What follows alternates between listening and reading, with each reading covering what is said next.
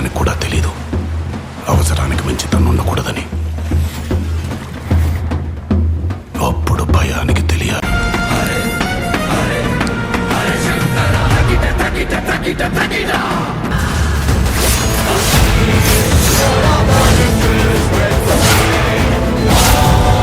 Pan Indian man of masses NTR హీరోగా, Bollywood heroine Janhvi Kapoor heroine గా దర్శకుడు కొరటాల శివ తెరకెక్కిస్తున్న భారీ పాన్ ఇండియన్ చిత్రం దేవర.